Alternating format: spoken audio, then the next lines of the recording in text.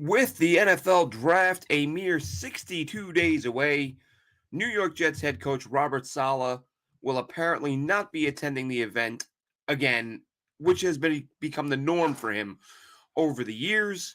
And another Jets. It's hard to keep up, folks. I said yesterday it was hard to keep up. We got another one out the door. Another Jets staffer leaves. This time it's Robert Saleh's own personal assistant, which doesn't bode well for the head coach. I'm Glenn Naughton with Jet Nation Radio and JetNation.com. Be sure to log into JetNation.com where you can register and become a part of what is the most active Jets message board on the web. So I was on Twitter and JetNation.com yesterday going back and forth with some folks about whether or not it's okay for Robert Saleh to bail on the NFL Combine. I get he's done it before. Wild Wave, how we doing, buddy? I get that this is protocol for Saleh. It's his normal thing. He doesn't like going to Indy for whatever reason. Um, this one's a little different in my mind.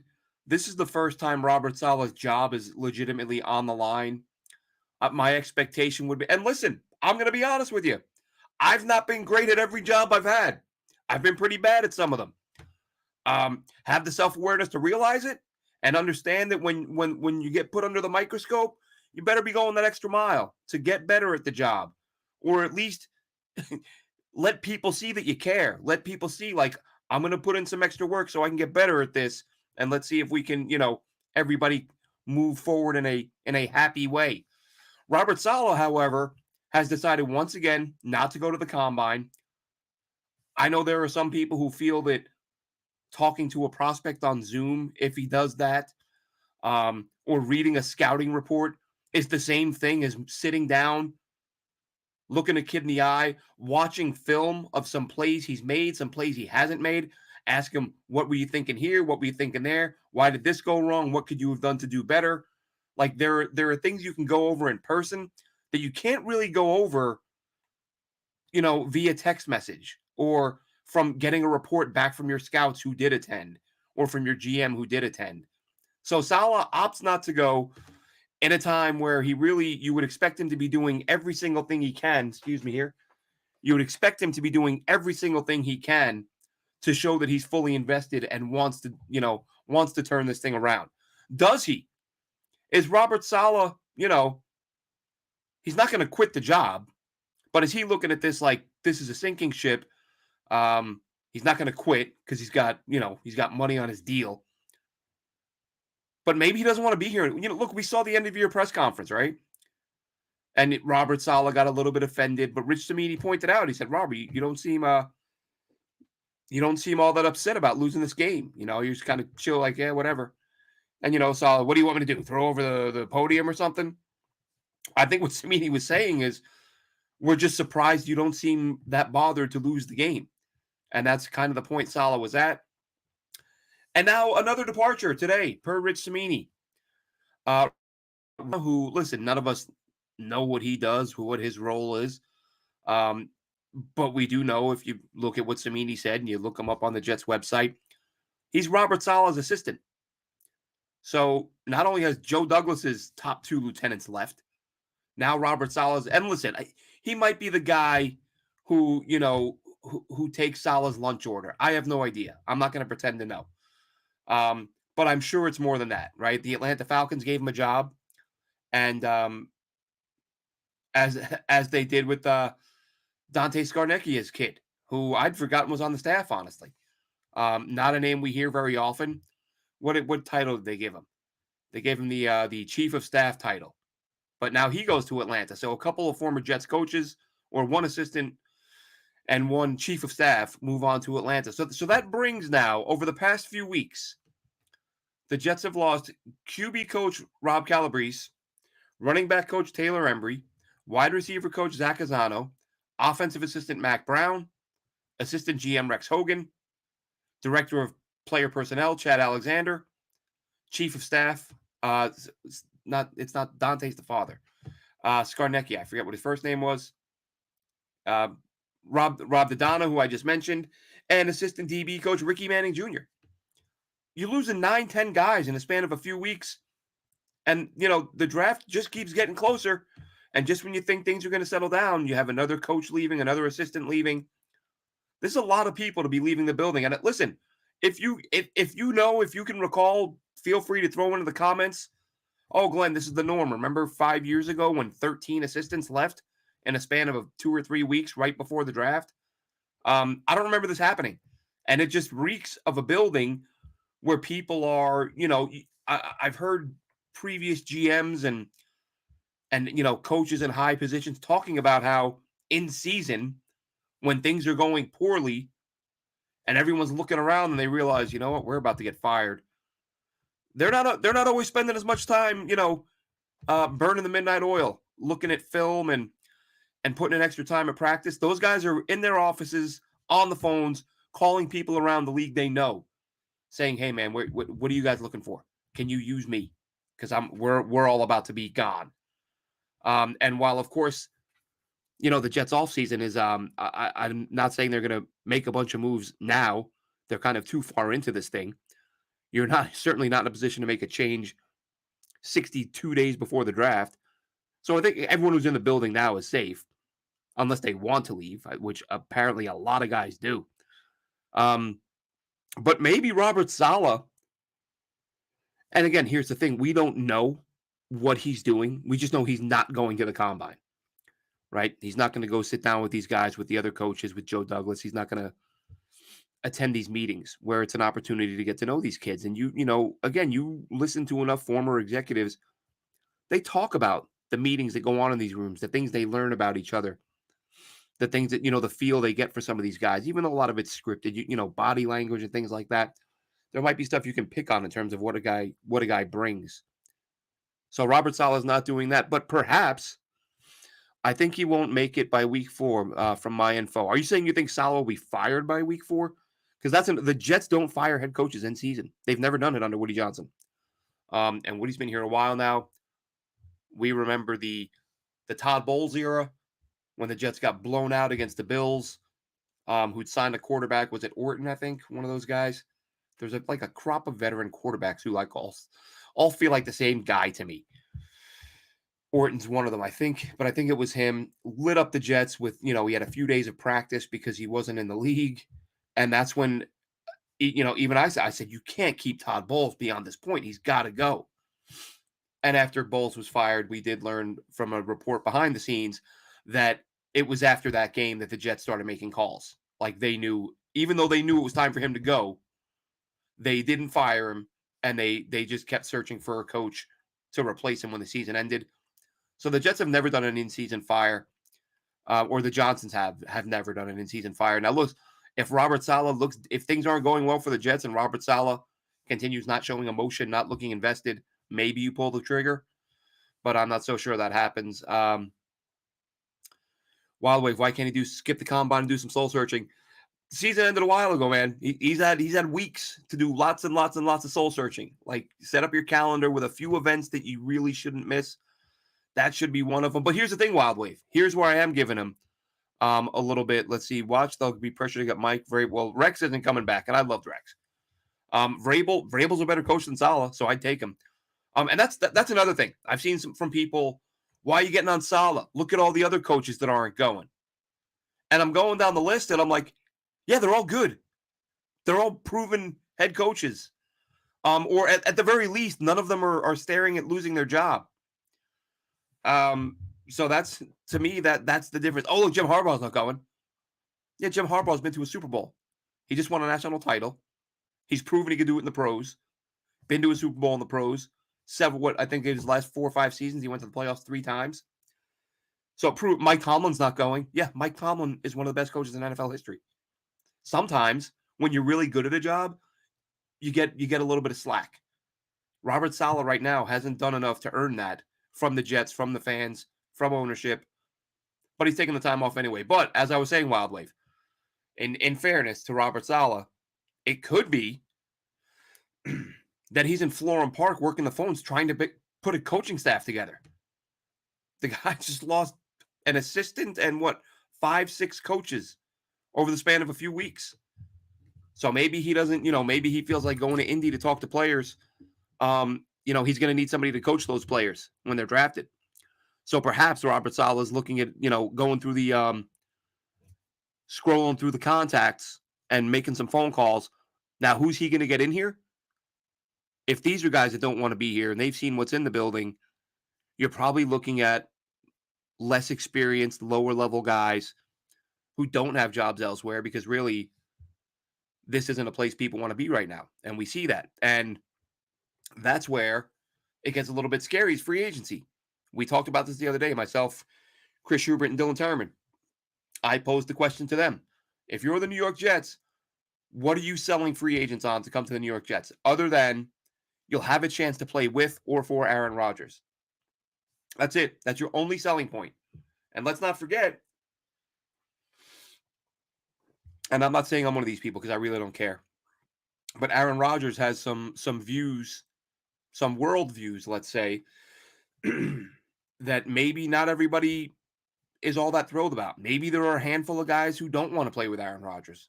And again, I'm not saying I don't care what a guy be a good football player, don't break the law, and I'm fine with you being on the team. I don't care. But Rodgers is a guy who is polarizing, at least to the public. I think the overwhelming majority of players don't care about some of the stuff Aaron Rodgers says off the field, when he's on McAfee or Rogan or whatever. Some of it's wacky, some of it's whatever. But it, to me, non-thing, but to some players it might be.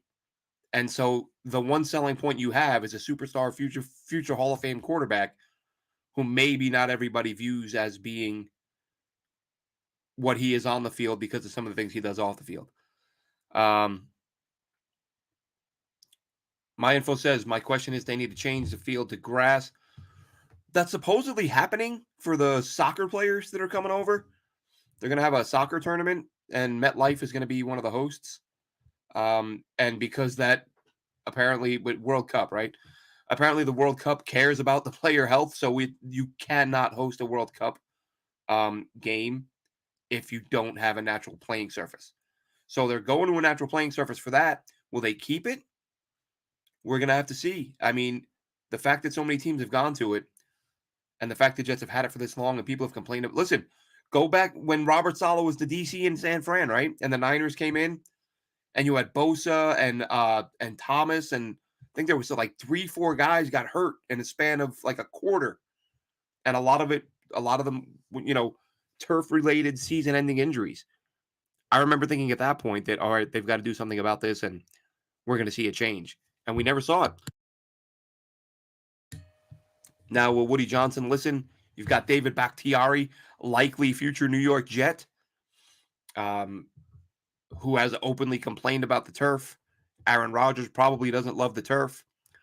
And I think that is something that we could see happening, my info.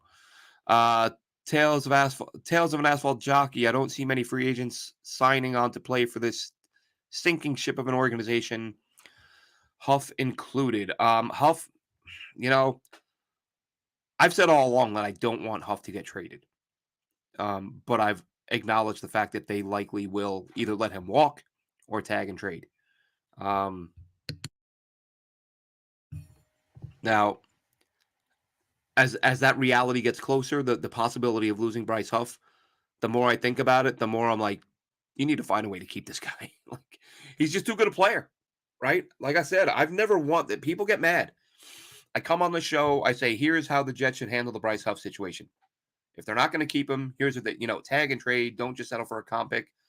And people like, why do you want him to go? Why do you want him to go? No matter how many times I say, I don't want him to go. But as I said, as the date is getting closer, that feeling of find a way to keep him, it's just tough because the Jets it's funny because everyone talks about how the Jets don't have any talent, but then at the same time they'll say, well, we've got to plan for the future because we have a lot of talented players that we're going to want to keep. And that's true.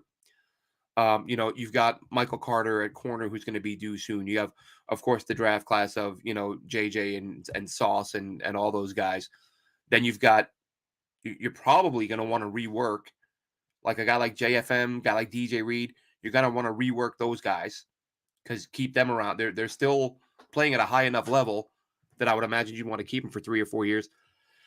John Franklin Myers gets slept on. A lot of people, get rid of him, dump him, cut him. You can't pay that guy. John Franklin Myers, for what he does, playing inside, playing outside, playing both at a high level, he's a very important part of this team. I don't think Robert Saleh or Joe Douglas want him gone at all. I think that he stays, or I mean, of course he's still under contract, but I think he's a guy that they will try to prioritize as an extension. Where they should also, in my mind, they should be looking to rework or extend whatever, however you want to word it.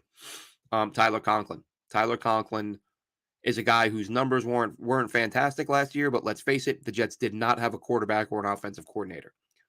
If you just look at what he did when he was targeted, when the ball was in his area, caught everything that came his way, was a good yak guy from time to time. Would you trade Huff in the top 5? Now, what do you mean in the top 5? I'm not sure what you mean there. Like, they're not getting a top 5 pick for him. I'm sure that's not what you're saying, my info. But would I trade Huff? Yes, I would trade Huff. Maybe you mean top 5 rounds. I would have to get at least a 3 for Huff, if not more. I mean, we're still talking about an elite pass rusher who's a young player. Now, will he continue to play at that level if he, we know the Jets, because of whether it's his size and being able to stand up for a full season, stand up to the beating of a full season, or whether it's their lack of faith in his ability to play the run. He has been a guy through his first few NFL seasons, has kind of been protected physically with the lack of reps. We saw an uptick this year, but you still look at him as a guy after a few seasons of being a full-timer, maybe he's playing 70% of the snaps. After 2 or 3 years of that, is he still going to be the same guy? Bang Mateo says, Stafford's are jumping a sinking ship and Saleh is in over his head. I wish I could disagree. There's a lot about Robert Saleh. People said to me the other day, oh, you're mad at Saleh just because of the combine. You think that's the only reason? You don't think it has anything to do with the fact that he doesn't punish his players when they commit dumb penalties? That I see guys jogging off the field after a flag and Robert Saleh's giving him an attaboy. Nice try, good effort. You don't do participation trophies in the NFL. Hey, way to try really hard, but jump off sides. That's ridiculous. Jimmy's here. How we doing, Jimmy? If Huff wasn't a Jet and from another team hitting free agency this year, no Jet fan would want to sign him for $71 million per. Well, I think you meant 7. Yeah. I don't think you didn't mean 71 million per, but you mean 71 million plus. It's because he's a homegrown guy. Be rational, Jets fans. Yeah, that's a good question, Jimmy. I know everyone wants to keep him, but at what price? How much are you willing to pay for Huff? For me, I feel like you land somewhere between 15 and 18 million a year. That's about what he'll get. But if we're talking, okay, 17, yes, he meant 17, and that's kind of where I am. I think for what he brings, you're paying at least 15. 17 might be the ceiling. Like I said, 15 to 18, somewhere in that ballpark.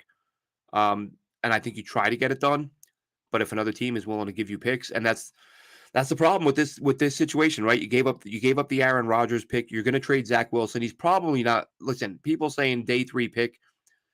So some of the prognostications, the predictions on what Zach Wilson will bring, I don't think he's going to bring much, but I think he's going to bring better than a 7th round pick swap, which is what some people are saying. You're going to give up your 7 and Zach for someone else's 6.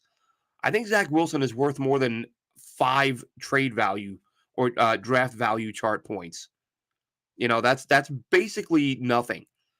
I get that he's been bad, but he's shown enough and has enough talent that I'd be shocked. I would be shocked if the Jets get 5 draft points for Zach Wilson, which again is nothing. Just you're giving him away. Let's see. My info, the first top 5 team in the draft, would you trade Huff to those teams? The first top 5 teams in the draft. So like trade him to a top 5. I mean, you're not getting one of those picks. You're not getting a top 5 pick. But I would trade him to anyone that's offering, fair market value. Let's see how many garbage. He had 10 sacks. How many were garbage sacks and how many were meaningful sacks? Listen, when you're as bad as the Jets, what's meaningful? The Jets haven't had a meaningful play in about a decade. Bottom line is Huff, from the minute he came in the league, has posted elite numbers in terms of get off, in terms of pass rush win rate. And I've said for a couple of years, like, when is this going to translate? At some point, he's got to break through. At some point, he's got to do more than just win the rep and beat the tackle. He's got to get to the quarterback. And we finally saw that this year. And we've seen him make some big, the Josh Allen play, not this past year, but the previous year comes to mind. That wasn't even a sack, but it was a big play. I mean, Huff has made some plays, and he'll make them wherever he goes. It's a matter of for how long. How long does he hold up to a full workload in the NFL? That's not something he's ever done. But I hope he stays, and if he doesn't, I wish him luck. Great story, you know, UDFA comes on, becomes a double-digit sack guy who's going to get 15 plus million per year. It really benefit the Jets if his market wasn't quite what people are expecting, and it's something the offers are in a ballpark where they're able to match. Like maybe his best offers come in at 12, 13, and the Jets say, you know what, we'll do that. That would be the ideal situation. Sorry about this, a little bit of a cough, headache, all kinds of stuff. Huff isn't going to want to be a rotational player. He stated that. That's true, Wild Wave. But I think what we did see last year from the Jets, we saw a little bit more, and I don't have the snap numbers in front of me. I know we saw it with Quinnen. We saw them doing a little bit less of that, at least on the interior. I can't remember if they did it with Huff. I don't know. I get what you mean, like doesn't want to be rotational, but I think as long as he's getting a large number of snaps, I think the Jets overdo it sometimes with the rotation. But I don't think it would be bad if they just backed off on that a little bit and let Huff play, more reps that he had through his first 2 seasons. But important factor though, Huff did say he's not taking a hometown discount. So if you're like, oh, Bryce Huff, he's been here his whole career, the Jets signed him, the Jets developed him, the fans love him, it's the only place he knows, maybe he'll sign for a cheaper price. He's already said he's not doing that. It would just be a real shame, given this draft class, that this is what I was saying a minute ago, and I got sidetracked talking about Zach. Not having the picks in this draft is rough because this is, the rare occasion. It every now and then it happens, but this is another one of those times where the strength of this draft is where the Jets have their biggest needs, which is the O-line.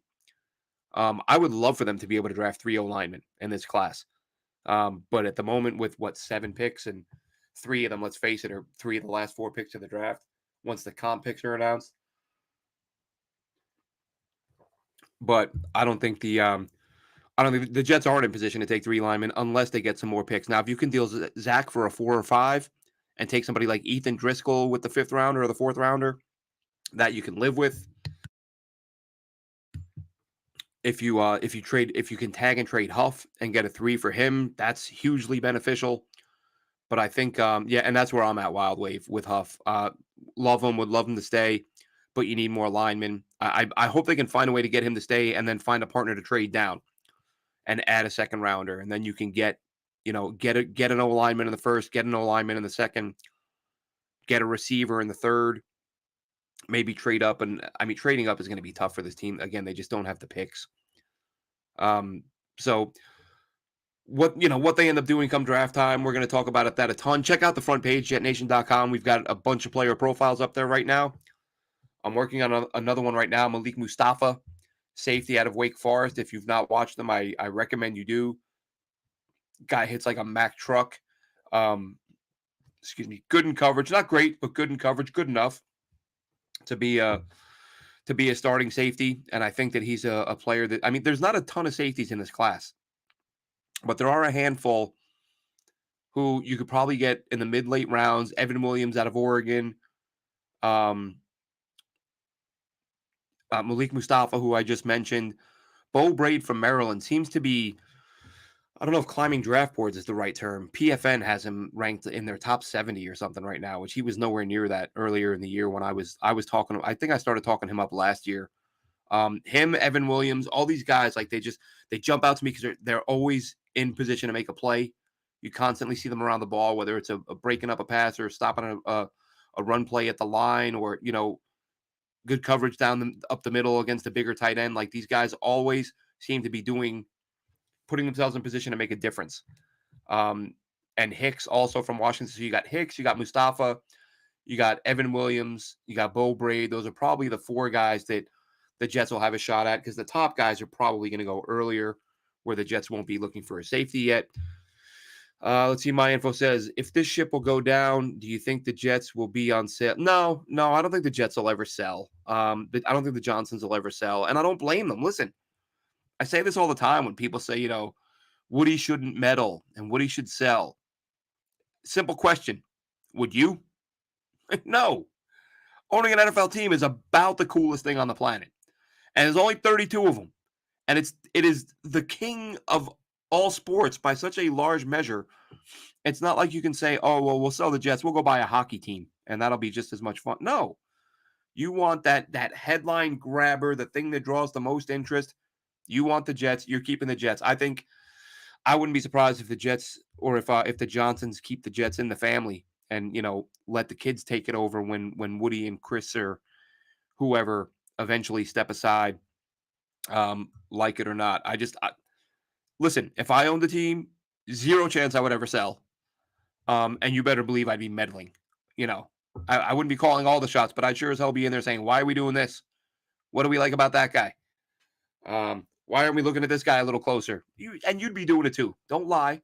Don't get mad at Woody for doing it. Everyone would do it. Everyone watching this right now would do it. Just human nature. You own a bazillion-dollar company. You're gonna have your nose in a lot of the biggest decisions anyway.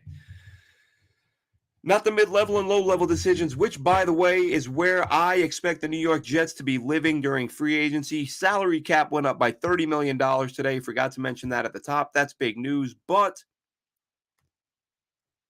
the Jets, again, not much appeal there. They might be able to lure somebody, one big-ticket free agent. Have a hard time believing it's going to be an offensive lineman. I mean, there's not a lot of big-ticket offensive linemen as it is. But I think where Joe Douglas and the Jets are going to be living come draft time or come free agency, it's going to be those mid-lower round guys or those midday. I'm so draft up here. Those day second wave, third wave of free agency. That's where the Jets are going to be doing the majority of their shopping. What happens if they go 1-4? What next? Man, listen, if they start 1-4, it's a catastrophe. Then you better believe if they start 1-4, nothing changes because the Johnsons don't make changes in season. Maybe a trade or two, but yeah, and there's different flavors of 1-4, right? I mean, I get what you're saying, my info. I'm not disagreeing, but I'm thinking, are you 1-4 because you doinked a couple of field goals at the last second, or some team beat you with a 64-yarder? Kind of losses that you look at and go, Jesus, we can't catch a break. But you're right there, and you might turn it around and win 5 or 6 in a row. And then there's 1-4 where you're just embarrassed and losing by 2-3 touchdowns every week. That's a different story. Non-competitive losses. So if you're 1-4 non-competitive, it's just going to be another miserable season. We should be used to them by now. It's about all we get. And if it's 1-4 competitive, they're probably aggressive at the trade line, or maybe not trade deadline, or maybe not changing much at all, because I feel like, all right, we're right there. We're just not getting. Think about the Lions a few years ago, right? They had that ridiculous stretch. The first 5 or 6 losses of the year kept coming on last-second field goals and last-second missed field goals, and they couldn't catch a break. But here's the thing with the Jets. Even if, let's say, they add a sort of mid-level interior lineman and they draft a tackle at 10, or hopefully trade down to like 15, get a starting tackle at 15, Carter Warren works out, Aaron Rodgers stays healthy. It's not beyond the realm of possibility to say this team can be competitive. The problem is, how good can they be if they were to say they get competitive, make the playoffs? Like, do you trust Robert Saleh and Nate Hackett to be able to put together a game plan to beat several good teams in a row? I mean, you can only ask so much of Aaron Rodgers. And I made this point earlier. If Aaron Rodgers can overcome having Nate Hackett as an OC and Robert Saleh as a head coach and still get this team in the playoffs and maybe win a playoff game, put that dude, what do I say? Put him in Canton the day they clinch. Because, I mean, he's going anyway. But just making the playoffs with this cast of coaches that he's surrounded by, well, right now, he's only got a couple. Everyone else left. So the coaches he will eventually be surrounded by, as the Jets will likely be picking lower level guys off of other teams' rosters and promoting them. So you'll probably have a lot of guys in roles they've never had before. So if Robert Saleh and Nate Hackett are in charge and Aaron Rodgers can still do that, that might be his most impressive achievement because there's no reason to expect anyone to succeed and I've seen people say, and I mentioned it earlier. I don't have to say it again. The whole, Salah hasn't had a quarterback, right? But that doesn't mean you have to congratulate guys for making penalties. That doesn't mean you have to mismanage the clock. Like there's so many. Doesn't mean guys don't have to be accountable. Well, I don't have a quarterback, so I'm just going to let my guys make 15 penalties a game and make no changes. So I get that there are issues, but the coach certainly hasn't helped himself, and that's where the Jets are. They've got a head coach who is probably. I mean, there are multiple coaches right now out of work who we know beyond the shadow of a doubt are better head coaches than Robert Saleh, right? But the Lions have a coach like a Rex Ryan type of players. Yeah, I get it. And my info, I'm not going to get too far into it. Me and Dylan did a show a couple months ago breaking it down. I'm not as down on Joe Douglas as some people are. I know results-based business and all that, but if I were an owner and Joe Douglas was my GM, I would not be firing him. I would be saying, almost like in a not bittersweet, almost in a dark humor kind of way. Can you draft someone that stays healthy? Like you're drafting good players. Not every player, because no GM hits on every player.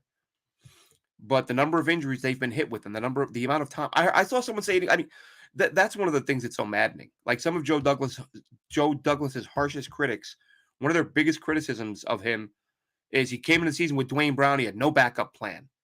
Yeah, he did. The backup plan was if Dwayne Brown gets hurt, we'll move Elijah Vera Tucker to tackle, and then we'll sign Wes Schweitzer to backfill Elijah Vera Tucker's spot. And then we've got an okay-ish veteran playing guard who you can get by with if you've got Aaron Rodgers. And you've got Elijah Vera Tucker at one tackle spot. And either Becton or Brown, you're hoping one of those guys stays healthy. Surprisingly, it was Becton. But you got the games you were hoping for out of him. But when you plugged AVT in a tackle, he gets hurt. And then Schweitzer, who's his backup at guard, gets hurt. So there was a backup plan. Now, there weren't 13 backup plans, which is what this past season would have required up front. So I look at the Joe Douglas thing. He's got a plan. The plan was to fortify the trenches, build the O-line. Everybody loved Mekhi Becton after his rookie year. We all loved watching and sharing and commenting on the Brian Baldinger breakdowns of Mekhi Becton just launching defenders all around the field. And you're watching this guy do things that, like Trent Williams is the only other guy, really, who does anything close to what Mekhi Becton was doing as a rookie. And that's a first ballot Hall of Famer. So you're watching Becton thinking, is he the next big thing? No pun intended. Is he the guy that when Trent Williams leaves, is he going to be the number one guy? That's what everybody in their right mind was thinking about Mekhi Becton after his rookie year. And then he gets hurt and he misses 2 seasons because of one play. And but the second injury was it was all related. It was same knee, same leg, and it was almost foreseeable. Like coming back from that injury, there was a likelihood he could get injured again. And he did. But you drafted Becton in the first. You traded up and got AVT in the first. You took Tippmann. Like you're using early premium picks on offensive linemen to build the trenches, and guys just keep getting hurt. So if I'm the owner, I'm going to be like, this is frustrating as hell, but keep swinging. Like, don't stop. Keep drafting highly talented offensive linemen. And eventually, at some point, they'll stay healthy and we'll be good to go. We'll have a group of 5 guys up front. If you got 3 or 4 guys who are going to win your matchups every week, you're going to blow some people out. So, like I said, I'm not as down on Joe Douglas as some people are. As I said to someone the other day, if he has a draft class of a bunch of studs again this year, and again, I'm not saying names because this is this is a little bit extreme, but it's to prove a point. If he has another stud class and after the season they're in a damn, they get hit by a bus, am I going to be, oh, Joe, you can't pick players, man. We got to fire you. You got to go. It's been a ridiculous stretch of terrible luck. And Cam Clark, who I've mentioned before, loved him at a college. Looked fantastic in college. And there were those who thought he would be a starting player in the NFL. And I think that was the plan. Draft him a year to develop him and then Have him step in and start. Never missed time in college. Set the Charlotte all-time record for games played. Set the record for consecutive games played. Joe Douglas drafts him. He breaks his neck. That's Joe Douglas's fault. There are some people who can do that math and be like, Joe, you broke that guy's neck. Joe, it's your fault that Becton got hurt. Joe, it's your fault that AVT tore triceps. Those things have nothing to do with Joe Douglas. We'll wrap this up. A couple more from Wild Wave. Let's see. He handled things differently. He was in Michael K. He disciplined Lazard, Uzama, JFM, cutting their playing time. Michael Carter wasn't cutting it. I think the Michael Carter thing was due more to his speaking up at the players only meeting. Too much of a coincidence to release a guy the day after a players only meeting. He did eventually, but he waits a really long time you're not wrong about that, Wild Wave. He has taken the time to sit some guys. Lazardi kind of had to. Like, you can't keep marching a guy out there who keeps dropping the football. Uzama's just been ineffective. So, yes, he will eventually at some point. It's going to take a very long stretch of very bad play for Saleh to do anything. But in terms of penalties, he's been too soft on these guys. But yeah, listen, Wild Wave, I don't disagree. I think, part of it, though, is the fact that he didn't really bring anybody in after the Greg Knapp tragedy, which is kind of, look, it was late in the year. Maybe there's nobody out there. That was, I would say, a Douglas and Saleh failing. Saleh didn't bring in, but maybe he didn't have the clout to, right? Maybe he couldn't attract a proven, established coach to work with Zach Wilson. But Douglas should have brought in a veteran to work behind Zach to bring him along. So things haven't been perfect for Saleh, but he hasn't helped himself. Look, I'm sitting here defending Joe Douglas. He's made some terrible mistakes. No QB2, which I would love to know, and I've talked about this before. I'd love to know if that was truly 100% his call, because if it wasn't, it makes no sense. But yeah, Joe D's made some mistakes, but these are mistakes, and both Joe D and Robert Saleh, they're things they can learn from. But Saleh's is going to be a little bit tougher because, as you know, you read about, or you listen to anybody who's been in leadership positions, and you'll always hear people talk about how it's hard to become a sort of firm, authoritative, like, take me seriously, no nonsense guy after you've spent time being like, hey, I'm your buddy, I'm your friend, I want to be your pal, let's go play golf, can we hang out? Don't worry about penalties, I'll take care of you. You do that for a few years, and then you come in one day and say, hey, I'm putting my foot down, we're not taking this anymore. They kind of laugh like, oh, who does this guy think he is all of a sudden? So it's always best to come in as the strict disciplinarian early on and then ease up a little bit.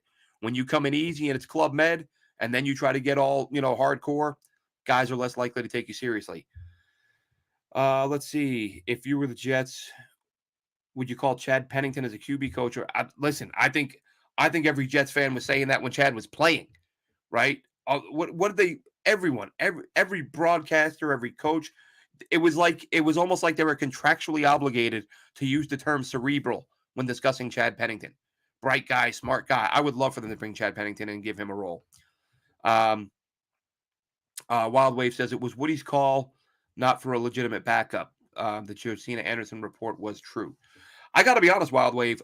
If you Google that and hit me with the link, I don't recall that, because that's been my theory all along. I've been saying for months now that it was so nonsensical for Joe Douglas to do what he did that I had a hard time believing that was 100% his call. Let's see. I know it would be funny if the Jets hired former Jets player to be on the roster on the staff. It was I know I would love Mangold to come back and work with the linemen. Leon Washington is on the staff as a special teams assistant. Love Leon Washington.